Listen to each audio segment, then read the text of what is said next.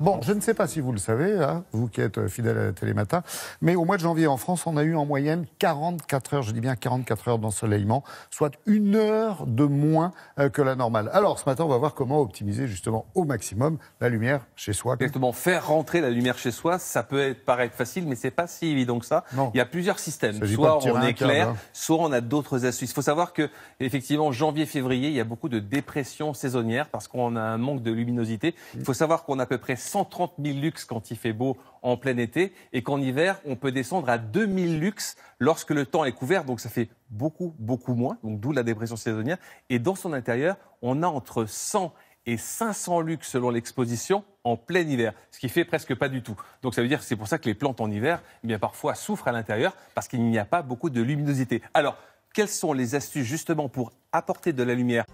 Comment éclairer sans dépenser un centime? La solution, un panneau aluminisé à poser soi-même. Alors l'intérêt du réflecteur de lumière, c'est tout simplement d'aller chercher la lumière du ciel là où elle se trouve, c'est-à-dire dehors, devant nos fenêtres. La lumière naturelle, même quand il fait gris, elle est 10 fois plus forte que l'éclairage dont on a besoin pour chez soi. Alors avec un réflecteur de lumière, on gagne de l'ordre de 50% de lumière naturelle en plus.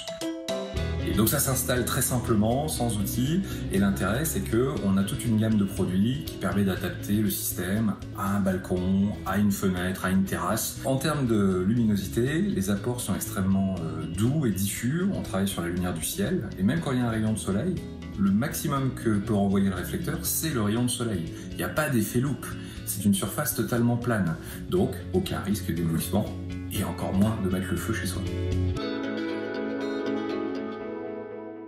C'est ingénieux, comme dit Élodie en régie, là, c'est assez étonnant. Et vous captez comme ça, puis sur les côtés. Donc si vous n'êtes pas exposé au sud, c'est très bien. Allez, 10 secondes et une astuce supplémentaire pour convaincre Isabelle.